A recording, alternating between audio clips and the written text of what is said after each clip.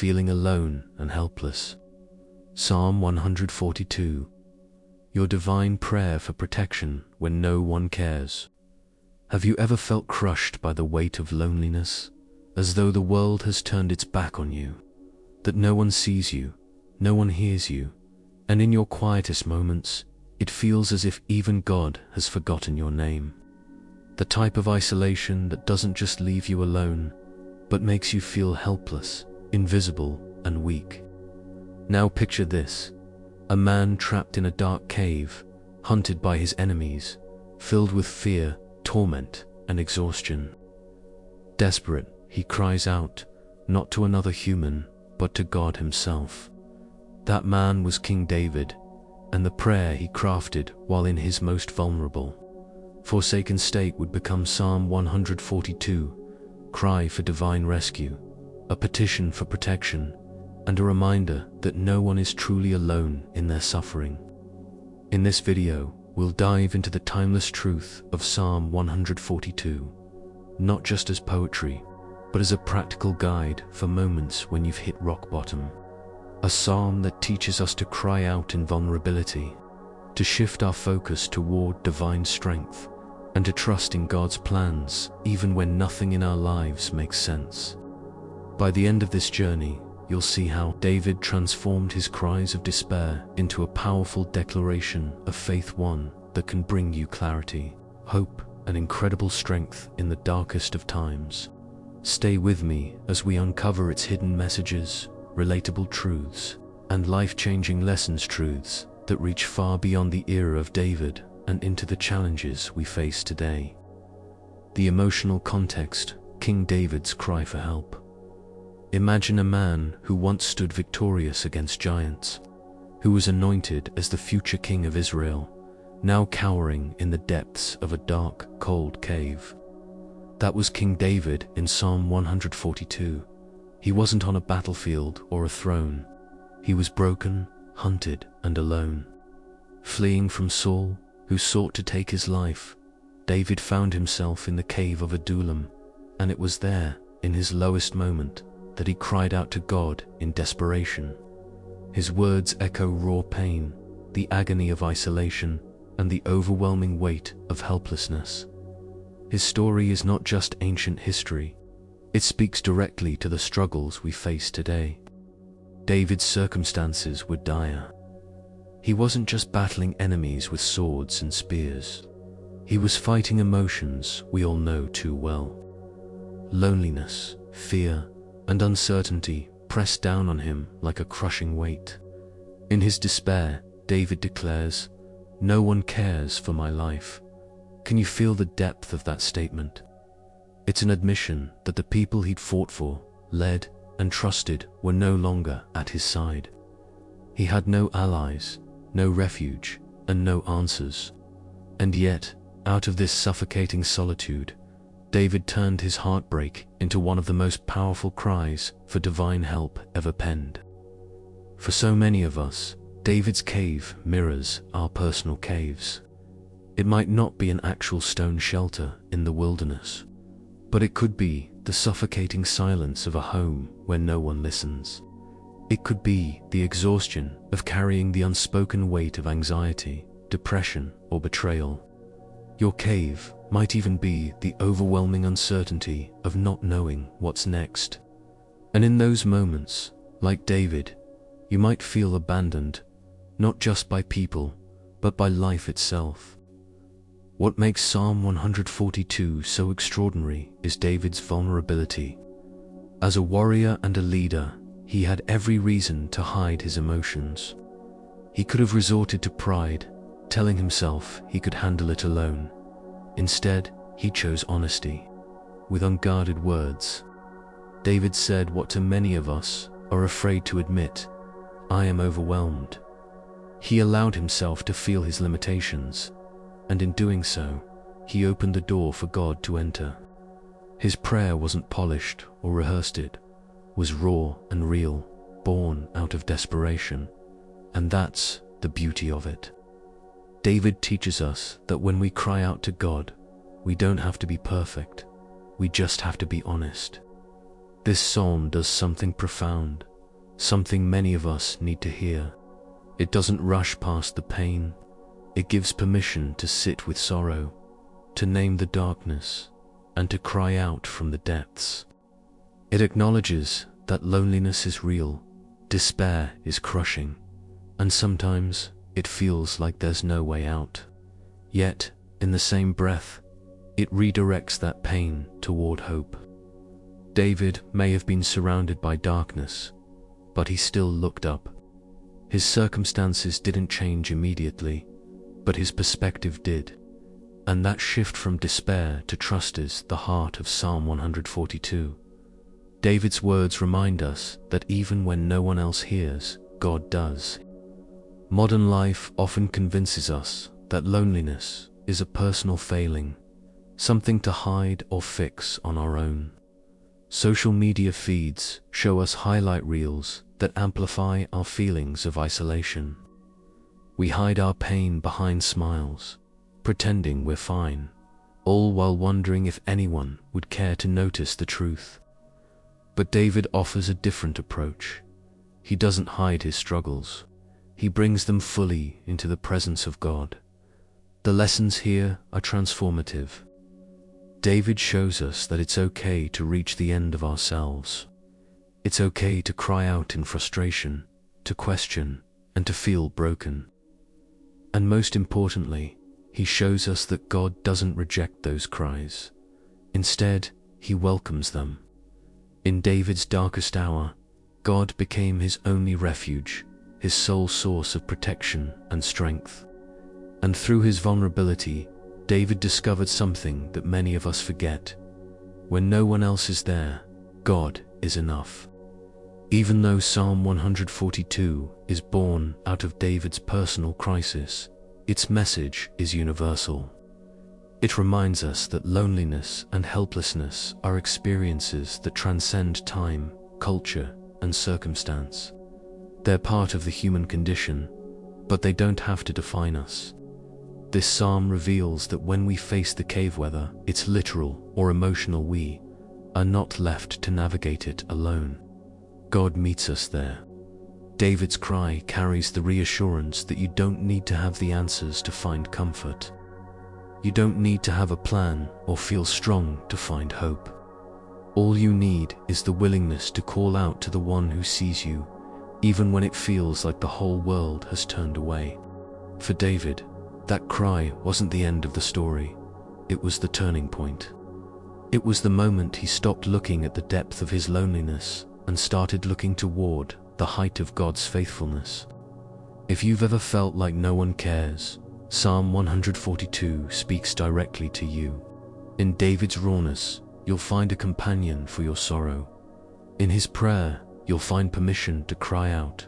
And in God's response, you'll find the promise that you're never truly alone.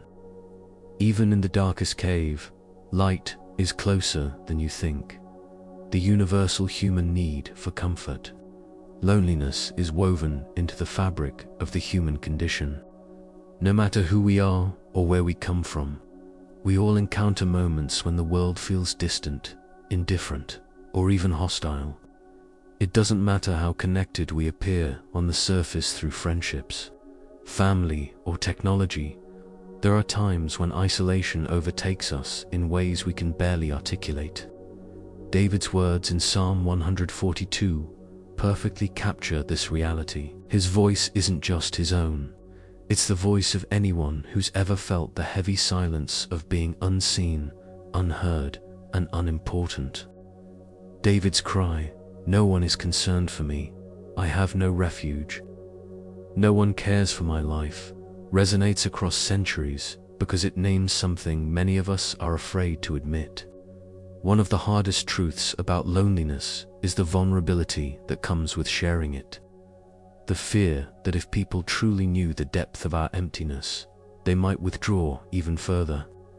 We live in a world that often discourages vulnerability. We're told to stay strong, push through, or fake it till we make it. Yet here, David does the opposite. He doesn't mask his despair. He pours it out entirely, laying bare the universal need we all share: comfort. At the core of loneliness is the deep ache for someone to acknowledge what we're going through. It's not just about physical presence, it's about the assurance that our existence matters to someone, that our experiences mean something. This is why David's psalm strikes such a nerve. His anguish is raw and relatable. But what sets Psalm 142 apart is the way it shifts from despair toward hope. A reminder that even when human acknowledgement feels out of reach, divine acknowledgement is constant. Modern life has an uncanny ability to amplify loneliness. We are more connected than ever before, digitally at least, but those connections often lack depth. Social media, while allowing us to broadcast our lives, frequently leaves us feeling more isolated. The curated perfection we see on other people's profiles can lead us to think our struggles are abnormal, convincing us we're the only ones battling loneliness. Meanwhile, the rapid pace of life can create enormous voids in our relationships. Family members may be too busy to notice. Friends may be caught up in their own challenges, and so we retreat, thinking no one cares. But David reminds us of a deeper truth. His psalm confronts the human tendency to seek comfort solely in others, by reorienting us toward the one who created us. David's words are not just a cry for connection. They are a declaration of faith in a God who doesn't abandon his creation. When human reassurance is absent, divine reassurance fills the void. Psalm 142 tells us that our cries don't fall into an indifferent abyss. They're heard, cherished, and responded to by the one who knows every intimate detail of our lives. The universal need for comfort isn't a weakness, it's part of our design. We were created for connection, not only with each other, but ultimately with God. When David cries out, "Listen to my cry, for I am in desperate need," he's appealing to this divine connection. He knows that no human presence can fully satisfy his longing for refuge, and so he turns to the only source of unconditional love and unwavering support. It's this recognition, this pivot from the absence of human care to the presence of divine care, that transforms his prayer from despair to hope. David's psalm reminds us that loneliness, while painful, is also a powerful opportunity. It exposes the limitations of earthly connections, turning our attention to the eternal. It's in our solitude that we can most clearly hear God's voice, in our vulnerability that we experience his care. David might have felt abandoned by people, but he found comfort in the knowledge that God was nearer than any earthly companion could ever be. This is as relevant today as it was in David's time. We may not be hiding in literal caves, but the emotional caves of modern life are just as confining. The pressure to present ourselves as confident and unshaken often forces us to suppress our pain, deepening our isolation. But Psalm 142 gives us permission to embrace our need for comfort and to openly cry out for it without shame. It shows us that our cries are not a sign of failure, but a path to restoration. When David says, "I pour out my complaint before him, I tell him my trouble," he's teaching us that comfort begins with honesty. It begins when we stop pretending we're fine and allow ourselves to be fully seen by God. There's no need for pretense, no risk of rejection. This is the kind of comfort that surpasses human reassurance. It's not fleeting or conditional, it's steadfast and eternal. In the quiet moments when the weight of loneliness becomes unbearable, remember this: the God who heard David's cry in the dark confines of a cave hears yours too. The same divine presence that comforted David is available to you, standing ready to provide refuge when no one else will. Psalm 142 isn't just an ancient poem, it's an invitation. It's a call to turn toward the one who cares even when the world turns away. When all else feels uncertain, and when no one else seems to notice, God remains constant, always present, and always ready to bring the comfort your soul craves. The structure of Psalm 142, a prayer of vulnerability. Psalm 142 unfolds like a journey through the depths of human emotion, weaving its way from despair to a fragile yet powerful trust in divine intervention. It's a roadmap for those moments when life overwhelms us, offering not just words, but a structure that guides us when we feel lost. This psalm isn't simply a cry for help. It's a masterclass in vulnerability, showing us how to approach God with honesty while still holding on to faith. The structure of this prayer is deeply significant, a reflection of the human condition and the steps we must take to move from pain to peace. The opening of Psalm 142 is raw and unapologetic. David begins with full transparency, crying out, "I cry aloud to the Lord. I lift up my voice to the Lord for mercy." From the first words, he makes no effort to disguise his desperation. There's an urgency to his plea, as if every word carries the weight of a soul teetering on the edge. This is the first step in the structure of his prayer, a raw lamentation, a pouring out of sorrow that refuses to be filtered or softened. For David and for us, this act of unfiltered honesty is essential. It acknowledges the depth of our pain without trying to minimize it, and in doing so, it opens the door for God to step in. As the psalm progresses, David transitions from simply naming his despair to describing it with vivid imagery. "When my spirit grows faint within me, it is you who watch over my way." Here, David introduces the second stage of his prayer, acknowledgement of God's power, even in the midst of chaos. He doesn't deny his pain or pretend his circumstances are improving, but he chooses to shift his focus.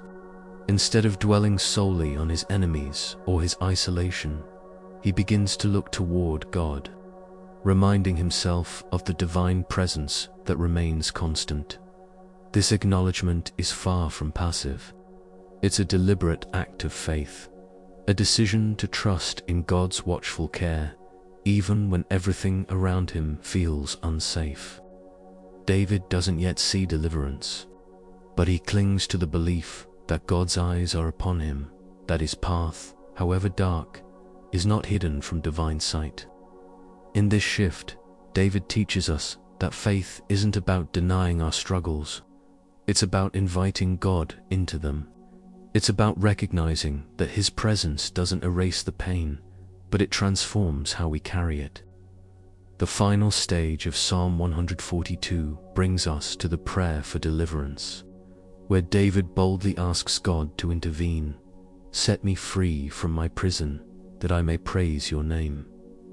This part of the psalm is where vulnerability and trust converge. Having acknowledged his pain and affirmed God's power, David now lays his ultimate request before the Lord. He doesn't hold back, and his words serve as a reminder that God welcomes our bold prayers. In this cry for deliverance, David expresses a profound longing, not just for freedom from his physical circumstances, but for a deeper spiritual freedom that allows him to live in the fullness of God's purpose. What makes this stage so striking is its focus on praise. Even in his request for deliverance, David frames it in terms of worship, "that I may praise your name." His desire for freedom isn't simply about escaping hardship. It's about being restored to a life that glorifies God. This shift from self-preservation to divine purpose is transformative, and it offers a powerful lesson. True deliverance isn't just about relief, it's about renewal. It's about stepping into a deeper relationship with God, where every moment of freedom becomes an opportunity for worship. The structure of Psalm 142 is as relevant today as it was when David first wrote it. In today's world, where we're often encouraged to internalize our struggles or seek quick fixes, David's model of prayer invites us to take a different approach. It reminds us that healing begins with honesty, that faith grows when we focus on God's presence, and that true freedom comes when we align our desires with His purpose. Many of us struggle with vulnerability in prayer. We hesitate to bring our full selves before God, fearing that our raw emotions might be seen as weakness or a lack of faith. But David's example shatters these misconceptions. His prayer teaches us that vulnerability is not only acceptably, it's necessary. It's through our honest cries that we make room for God to meet us where we are. And it's through our unwavering acknowledgement of His power that we find the strength to believe in His deliverance, even before it happens. Psalm 142 isn't just a series of words. It's a blueprint for navigating life's darkest moments. It gives us permission to feel deeply, to cry out loudly, and to trust boldly. In a world that often leaves us feeling like we must carry our burdens alone, this psalm offers a refreshing truth. We don't have to, when the pressures of life push us to the edge. Psalm 142 reminds us that God is not only watching, but waiting for us to cry out, to trust, and to let Him lead us from darkness into light. This ancient prayer, forged in the heart of a king who knew both victory and ruin, offers timeless wisdom for anyone standing in the shadow of despair.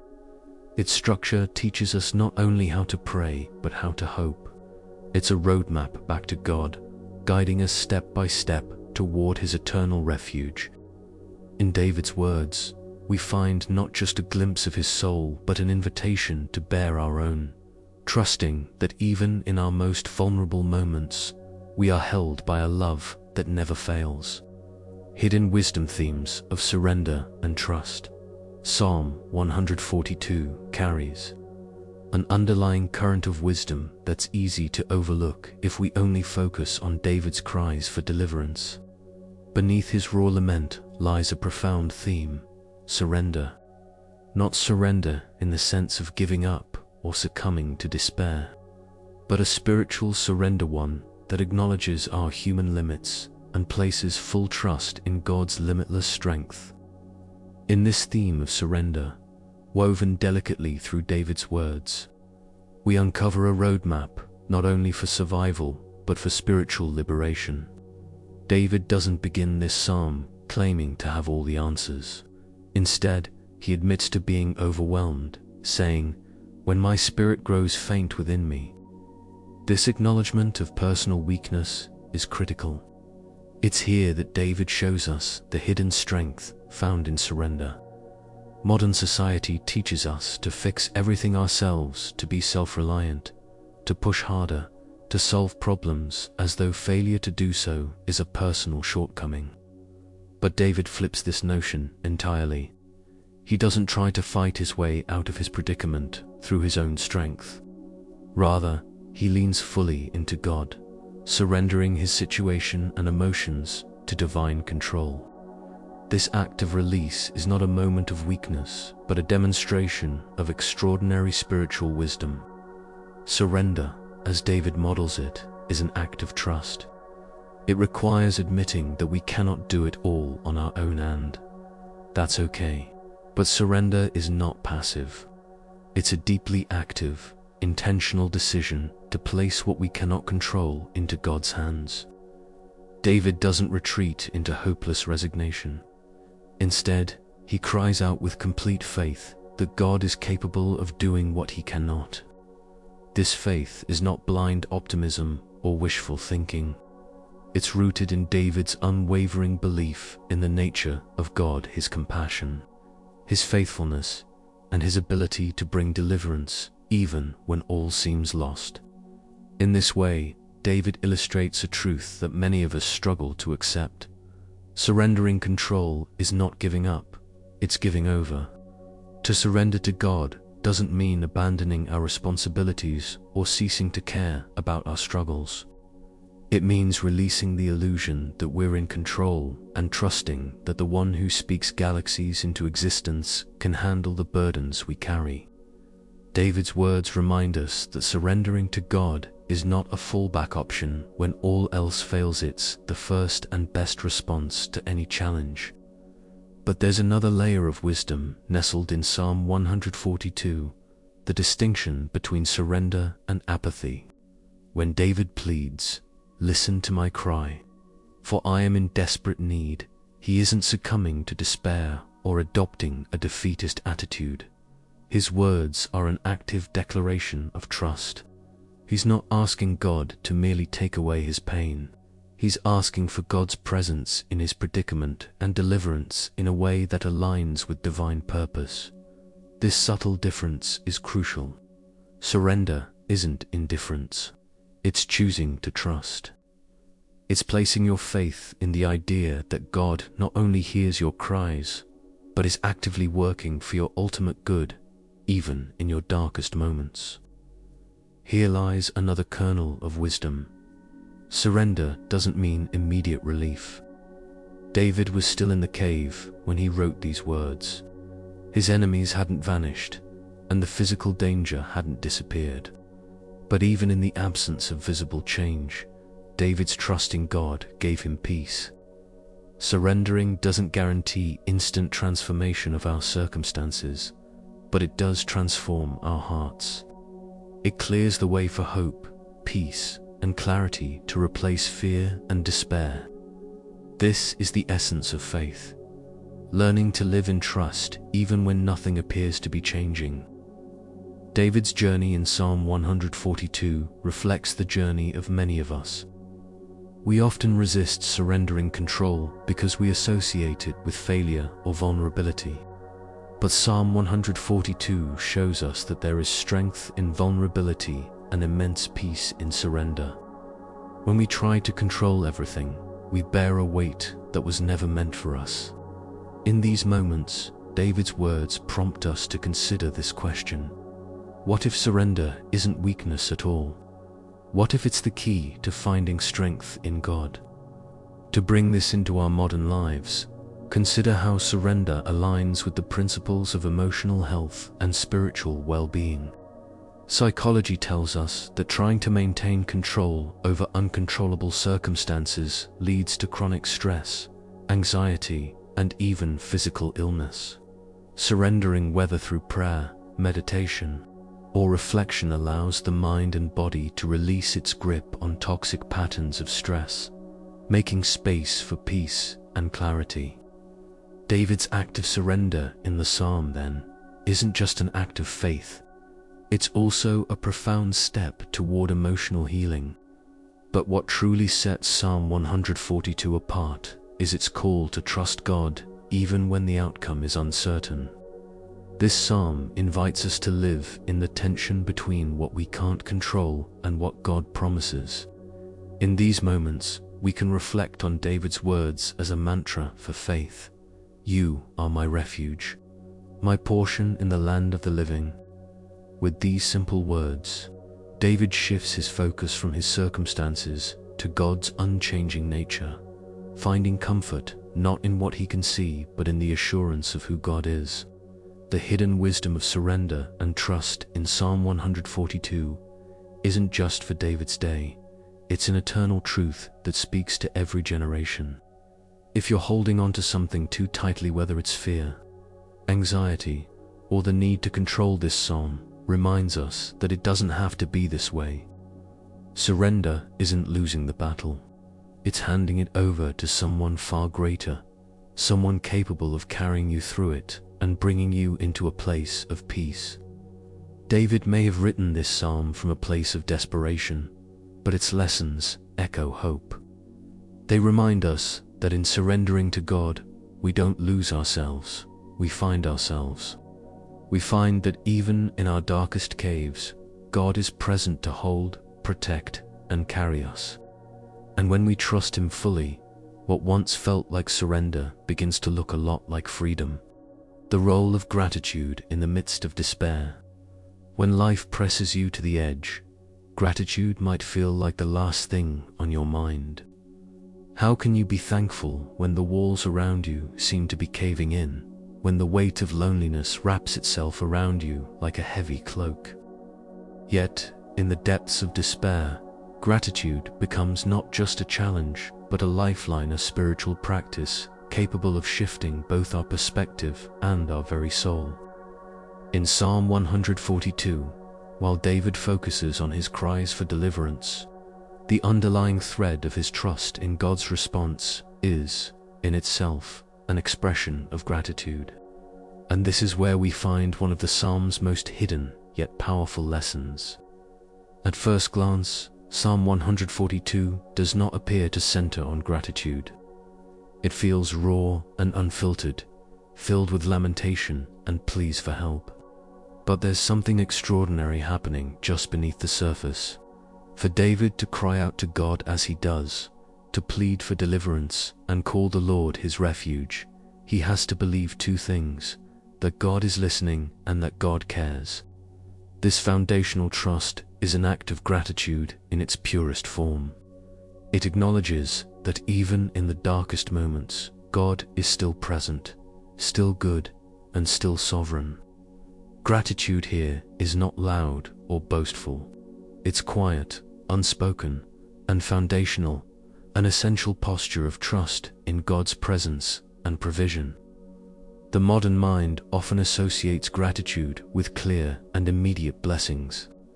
We give thanks for what we can see, touch, or measure: health, success, relationships, or material security. But gratitude, as modeled in the Psalms, is far more profound. It's not merely a response to what God has done. It's a practice rooted in who God is. David demonstrates this by calling God his refuge long before he experiences deliverance. His gratitude isn't tethered to outcomes. It's tied to the unwavering nature of God himself. Gratitude in times of despair holds immense power because it shifts our focus. When we are consumed by pain, our vision narrows. All we see is what's wrong: our failures, our fears, our losses. Over time, this perspective compounds, feeding a cycle of hopelessness and making it harder to see even the smallest light breaking through the darkness. Gratitude interrupts that cycle. It redirects us from what's missing to what's present, from what we lack to the quiet blessings that still surround us even in the midst of trial. Scientific research has reaffirmed what David spiritually intuited.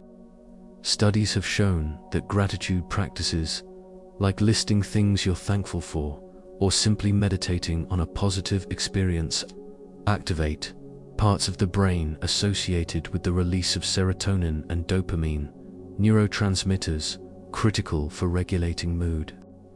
Gratitude not only pulls us out of despair, but actively rewires us to see life through a lens of hope and possibility. David's life, riddled with challenges, teaches us that gratitude is not a denial of pain, but a decision to focus on something greater than our suffering. Reflecting on David's cry from the cave of Adullam, imagine what it must have been like for him to sit in the middle of that darkness and still call God his portion, his guide, his deliverer. This wasn't a poetic flourish. It was a deeply practical choice made in faith.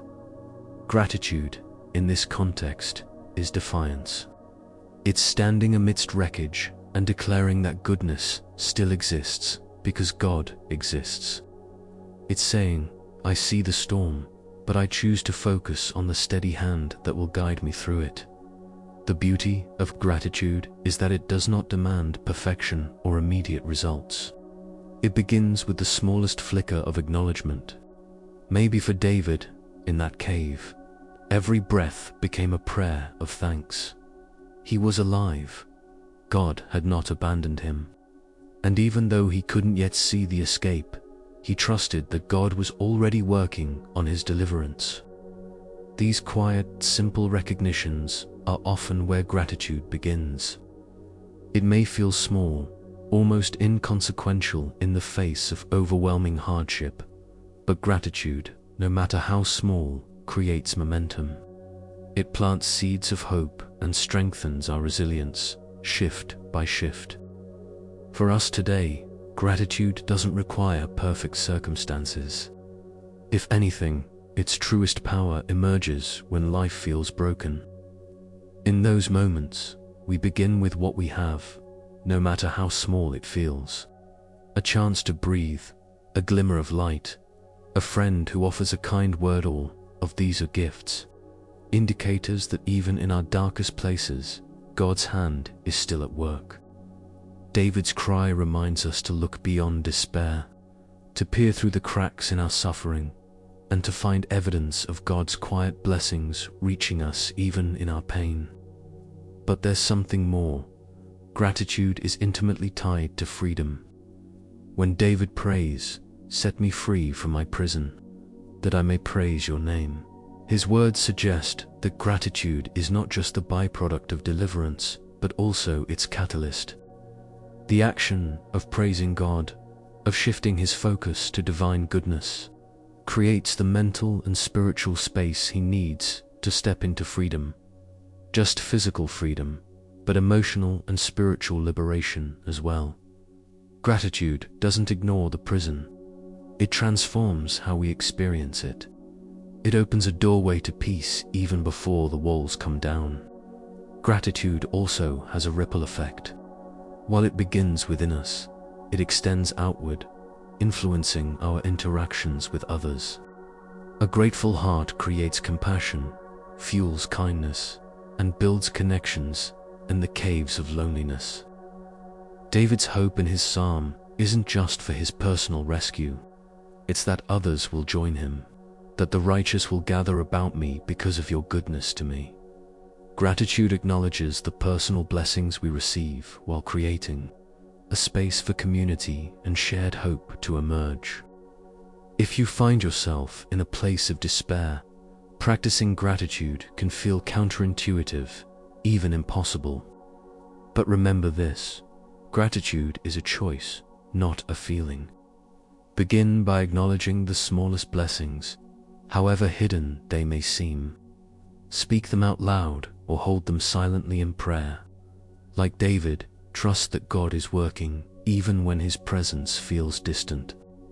Gratitude is not about pretending everything is perfect. It's about recognizing that goodness still exists, even in imperfection. And it's in that space of recognition that healing begins. When we take a step back and reflect on David's example, we see a powerful truth. Gratitude doesn't require deliverance to begin. It is both an anchor and a compass, holding us steady while guiding us toward the light. For David, it wasn't deliverance itself that set his soul free. It was the trust that God would deliver him, and the faith to give thanks for that deliverance even before it came. Gratitude, then, is not just a response to freedom, it's the path to it.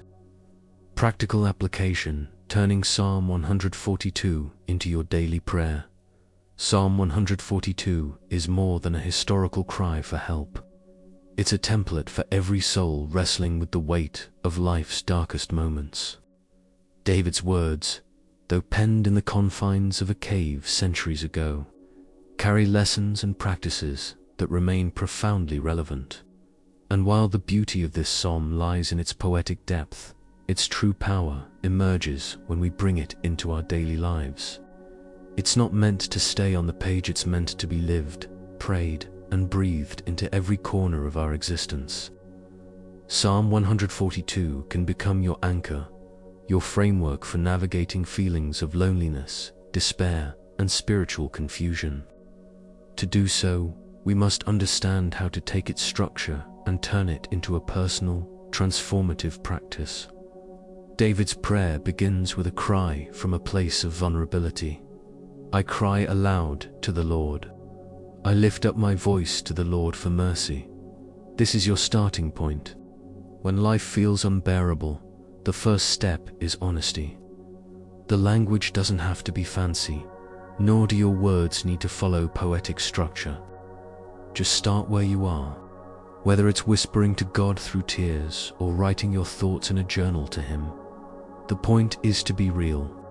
Let go of expectations and speak to God with the rawness that David embraced. Instead of bottling up your struggles, let them out.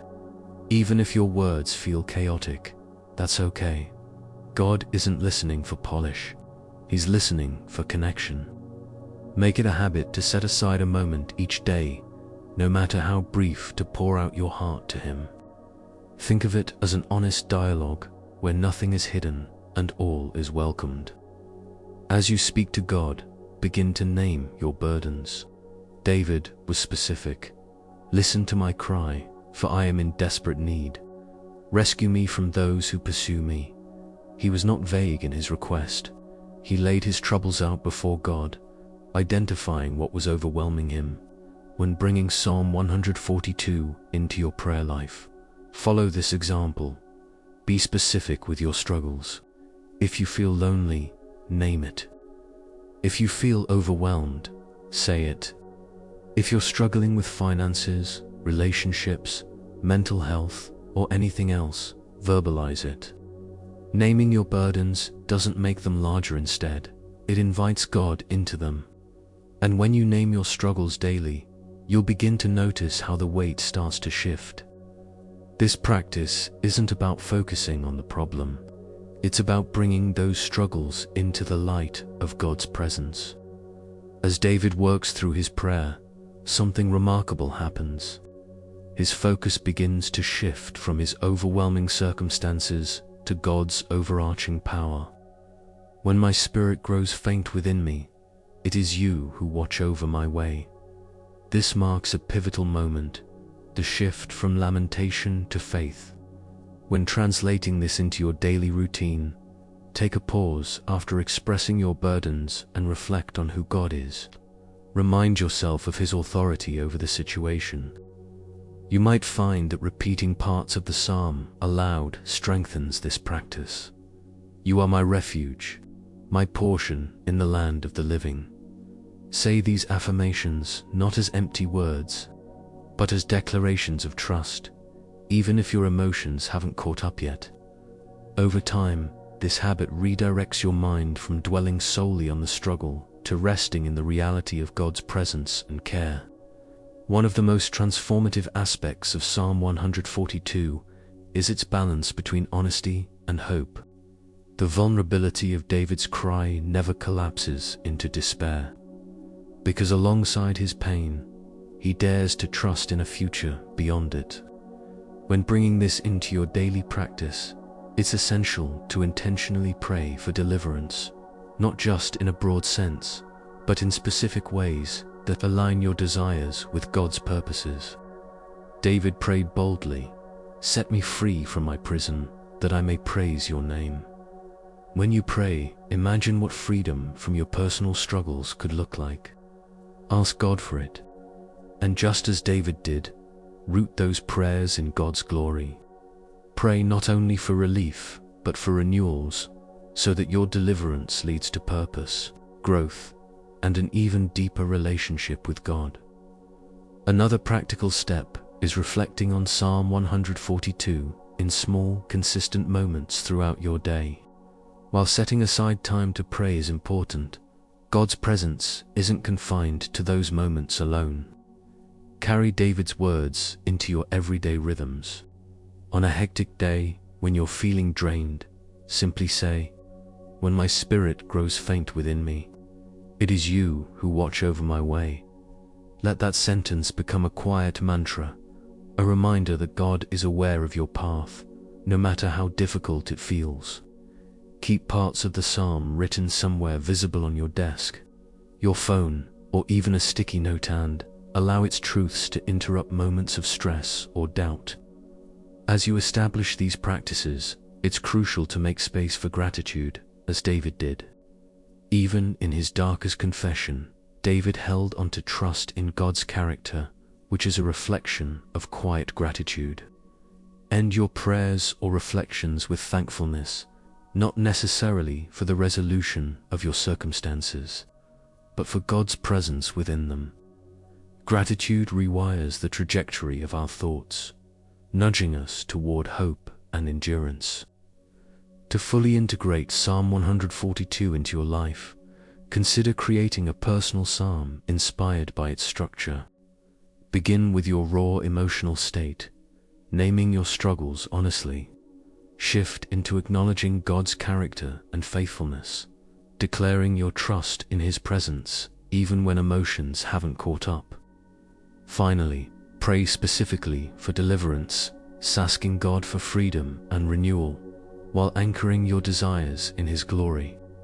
Writing or praying in this way can become a deeply cathartic process, one that emanates strength and clarity over time. Psalm 142 is not a passive text to be read and admired. It is a guide for changing how we approach our struggles. It demands honesty, encourages faith, and leads us to bold and hopeful prayers. When you adopt its practices into your daily life, it transforms more than your prayer time. It transforms how you see your own pain. David's psalm is an invitation to stop fighting battles alone, and instead bring them to the one who sees, hears, and cares. And in doing so, it leads us to the peace and freedom we so desperately seek. Science meets faith, how prayer and faith transform the brain. Psalm 142 isn't merely an artifact of spiritual literature. It's a testament to the intricate connection between faith, emotion, and the human mind. David's prayer serves not only as a reminder of God's presence, but also as a practical tool for navigating deep mental and emotional challenges. What's striking is how the wisdom of this psalm aligns with modern scientific understanding of how faith and prayer impact the functioning of the brain. David's cry from the cave touches more than just the spiritual realm. It demonstrates how surrender, trust, and prayer can bring profound mental healing and clarity. In moments of despair, the brain often becomes locked in a threat response cycle. Neuroscience identifies this as the activation of the amygdala, the part of the brain responsible for processing fear and stress. When this part of the brain is engaged, it prepares us for survival, focusing our attention on perceived threats while shutting down more complex thinking processes like problem solving or reasoning. In this state, we feel trapped, unable to see beyond the immediate pain or anxiety. This is, in essence, what David describes in Psalm 142, the feeling of being overwhelmed, imprisoned, and suffocated by his circumstances. No one is concerned for me. I have no refuge. No one cares for my life. But here's where faith steps in. Prayer, particularly when it reflects the vulnerability and honesty found in Psalm 142, calms this overactive system. Scientific studies have shown that prayer and meditation help regulate the brain's stress response by activating the prefrontal cortex sun area responsible for rational thought, focus, and emotional regulation. When David cries out to God, he's doing more than venting his emotions. He's engaging in an act that redirects his brain from fear to trust, from chaos to order. Neuroscience confirms this shift, showing how prayer reduces activity in the amygdala while increasing connectivity in the areas associated with inner peace and self-awareness. This process does not erase the external struggles we face, just as David's enemies didn't immediately vanish. What it does is create a mental environment where we are less dominated by fear and more equipped to navigate our challenges with clarity and calm. David's declaration, "You are my refuge," is more than a spiritual acknowledgement. It's a psychological anchor. By focusing his mind on God's faithfulness rather than his circumstances, David reroutes his thought patterns, breaking free from the loops of anxiety that can so easily paralyze us. One of the remarkable aspects of Psalm 142 is David's ability to name his emotions. He doesn't suppress or deny his pain. He verbalizes it. "When my spirit grows faint within me." Modern psychology emphasizes the value of this practice, often referred to as emotional labeling. Studies show that when we name our emotions, rather than suppressing them, we reduce their intensity. The act of acknowledging pain gives us power over it. David's prayer teaches us this practice in a profoundly spiritual way, not just about naming feelings, but laying them at God's feet, trusting Him to take what we cannot carry ourselves. This dual act of naming and surrendering is transformative for both the soul and the brain. Faith and prayer also cultivate resilience by rewiring the brain's default mode of thinking. Many people, when faced with prolonged struggles, fall into patterns of rumination, repeatedly cycling through negative thoughts and worries. This mental habit strengthens neural pathways associated with fear and hopelessness, making it harder to escape these thought patterns. However, prayer interrupts these cycles. When we shift our focus from dwelling on the problem to praising God, surrendering control, or expressing gratitude, new neural pathways form. It's as though prayer enables the brain to practice hope, redirecting our thoughts away from despair and toward possibility. David's practice of faith in Psalm 142 models this beautifully. Even as he admits his pain and cries out for help, he weaves trust into his words. You watch over my way. This isn't just a declaration of belief. It's an intentional act of shifting focus. Each time David speaks of God's care, provision, or deliverance, he reinforces the mental habit of trust, a habit that grows stronger the more it's repeated. Neuroscience refers to this as neuroplasticity, the brain's ability to reshape itself through repeated behaviors and thoughts. Faith, quite literally, changes the brain. Beyond its neurological impacts, prayer offers something that science alone cannot fully explain: the experience of divine connection. In Psalm 142, David isn't just thinking positively or engaging in a mindfulness exercise. He is directly interacting with the Creator. This sense of connection carries profound psychological benefits. Research shows that people who believe in a higher power often experience lower rates of depression and anxiety, stronger coping mechanisms, and a heightened sense of purpose. Faith provides a framework for hope that transcends circumstances, an unshakable belief that we are not alone, no matter how isolated we feel. As David writes, "You are my refuge, my portion in the land of the living." What separates prayer from secular mindfulness practices is the profound trust that someone greater than us is listening and actively working on our behalf. This belief is transformative. While mindfulness often encourages us to accept what we cannot change, prayer invites us to connect with the one who can change anything. David's prayer demonstrates this paradoxical combination of surrender and expectation. He acknowledges his helplessness, but simultaneously leans on God's omnipotence. This balance teaches us that true peace doesn't come from denying our struggles, but from placing them into God's hands. The final component of Psalm 142 that aligns faith with science is its call to community. David anticipates a time when the righteous will gather about me because of God's goodness.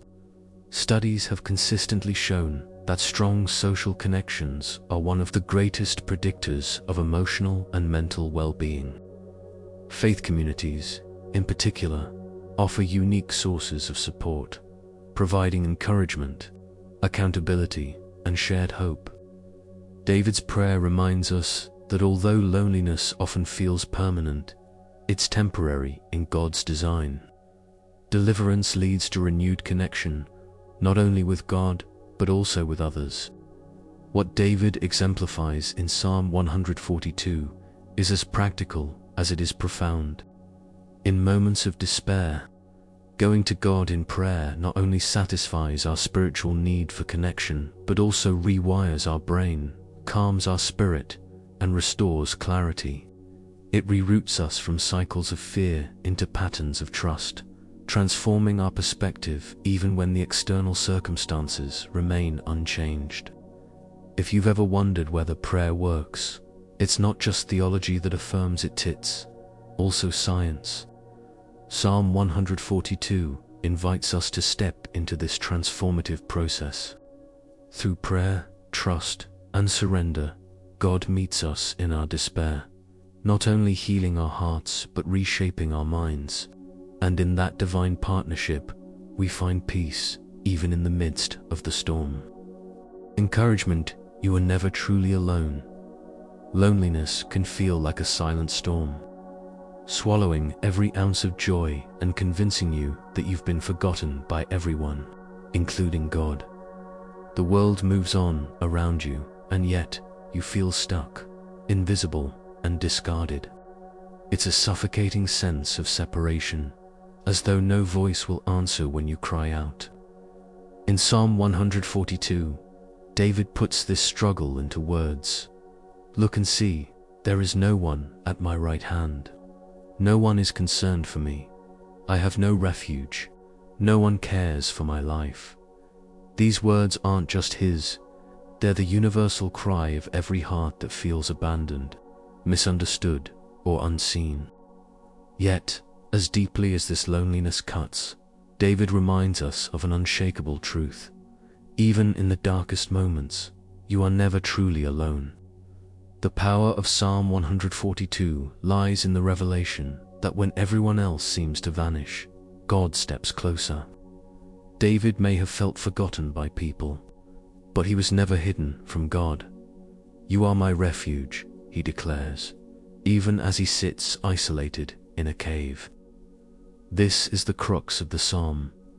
We may be abandoned by others, but God does not abandon us.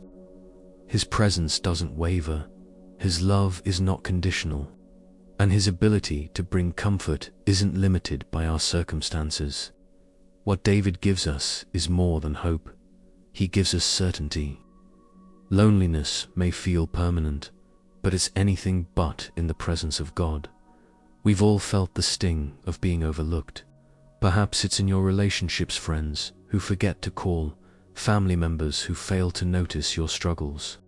Or maybe it's the sense that no matter what you accomplish, it's never fully acknowledged. These moments leave us questioning our worth, wondering if anyone cares at all. David felt this too. As a king in exile, he wasn't just physically hiding, he was emotionally buried under the weight of rejection. Yet he cries out to a God who, unlike the world, never fails to see him, never grows tired of him, and never overlooks his pain. The loneliness that David experienced is something we all understand, but the solution he reveals is uniquely powerful. He reminds us that even when the world recoils, it's an opportunity to cling tighter to God. In a society that prizes social connections, it's easy to allow our value to be determined by how connected we feel to others. But David's words realign our focus. He shows us that true comfort can only come from the one who knows us fully and loves us perfectly. You are my refuge isn't just a statement of faith, it's an anchor for a soul adrift in uncertainty. If you've ever sat in a silent room and wondered if God really cares, take heart in David's cry. He acknowledges the emptiness in his circumstances, but he doesn't stop there. He reminds himself and us that God's presence is not dependent on how we feel. Whether we're aware of it or not, he is near. You are my portion in the land of the living, David declares. The same statement is true for you.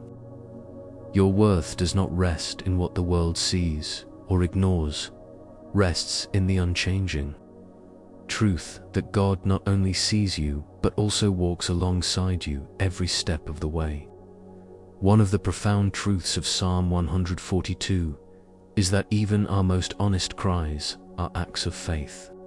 When David says, "I cry aloud to the Lord," he's choosing to trust in God's response, even though answers are not immediate. In doing so, he reveals a critical aspect of overcoming loneliness.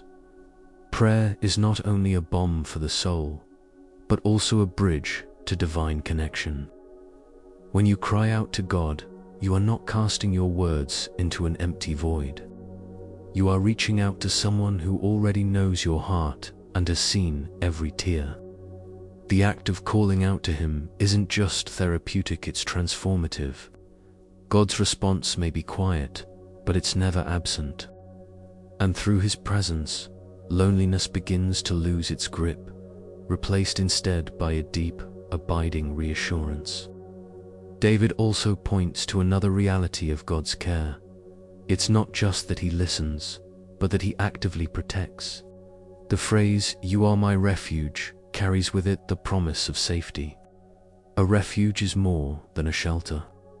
It's a place where we regain our strength, where we are shielded from harm and given the chance to regroup. God doesn't simply watch over us from a distance. He invites us into an intimate experience of his care, offering rest for our weary souls. When loneliness whispers that no one will catch you when you fall, David's prayer reminds us that God's refuge is unshakable. He is the unmovable hand that steadies your heart when everything else feels uncertain. As we look deeper into the psalm, we also find an encouraging glimpse of the future. David anticipates a time when his isolation will give way to connection. "The righteous will gather about me because of your goodness to me."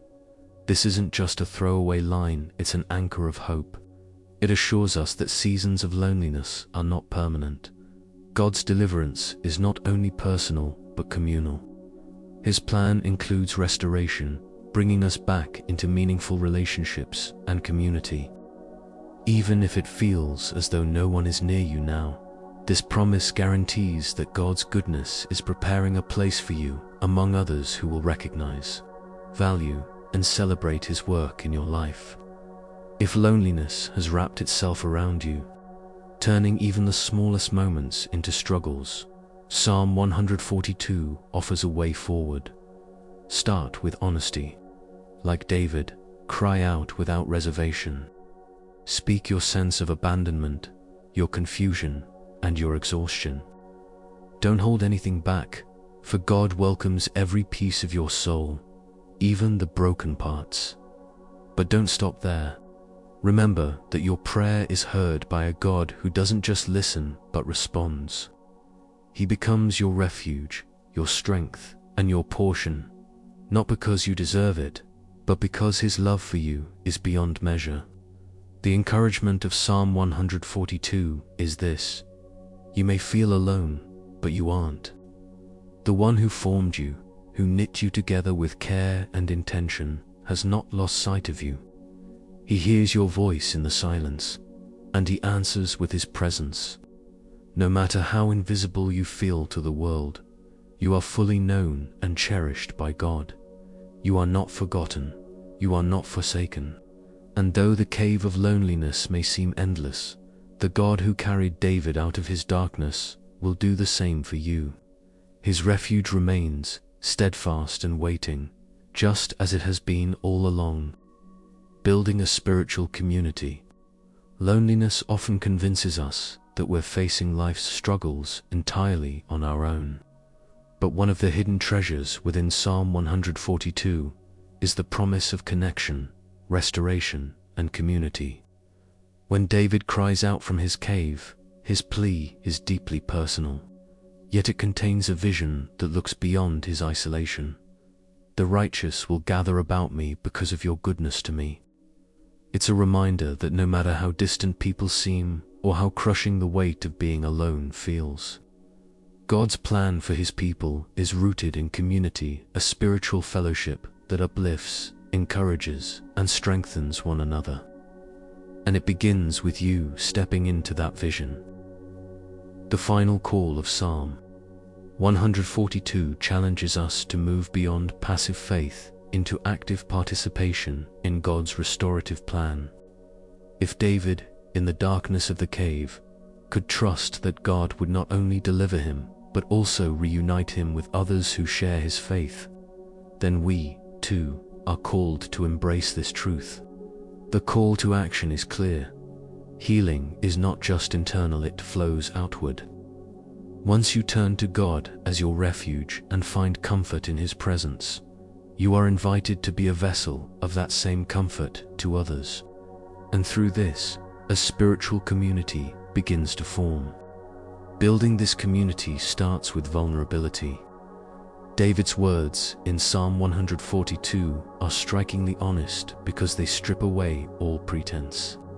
By admitting his neediness, his lack of refuge, his sense of abandonment, David opens the door to deeper connection, not just with God, but with people who would later rally around him. The same principle applies to us today. If we keep our struggles to ourselves, pretending to be fine when we're actually breaking inside, we deny others the chance to stand with us. But when we allow ourselves to be real, to let others into the messy corners of our lives, we create space for genuine relationships to grow. Sharing your struggles isn't a sign of weakness, but an opportunity for connection. The second step toward building community lies in recognizing the importance of serving others. Psalm 142 reflects a turning point in David's life where his focus begins shifting from his immediate pain to his greater purpose. His ultimate prayer in this psalm isn't just about escaping the cave, it's about returning to the life God called him to live, as someone who praises the Lord and inspires others. For us, this is a call to serve. It reminds us that even in our brokenness, there's purpose waiting to be fulfilled. By reaching out to someone else who may be struggling, you align your life with God's goodness and extend His refuge to those who need it most. Serving others doesn't require monumental gestures. It can begin with something simple: a phone call, an encouraging word, or listening to someone who feels unseen. These small acts of kindness build bridges of hope, reminding others and ourselves that no one is ever truly alone. In serving, we also begin to realize that our healing is often tied to uplifting others. The love and strength we extend become a reflection of the grace God first poured into us. Another critical component of building spiritual community is finding spaces where faith can be shared and nurtured.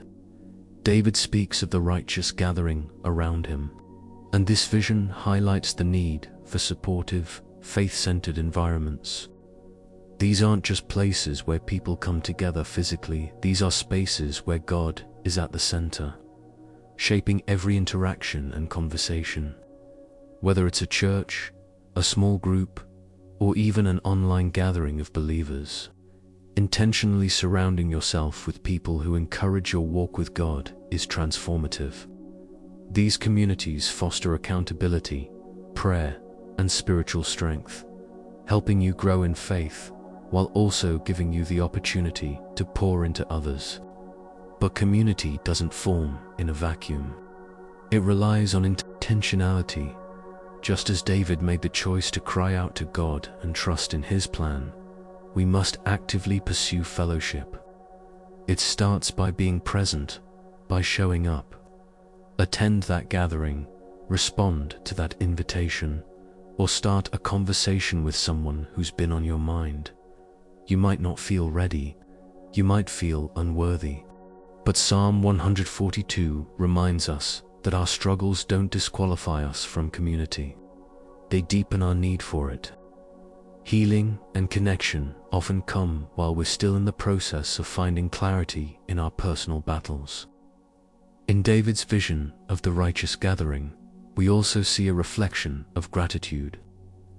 These are not people brought together haphazardly, they are united because of God's goodness. Gratitude becomes the glue that binds this community, creating a shared sense of purpose and dependence on God. Practicing gratitude together, whether through prayer, worship, or reflection, builds spiritual trust and encourages resilience. In times of difficulty, knowing that others stand with you in thanksgiving can transform how you approach challenges.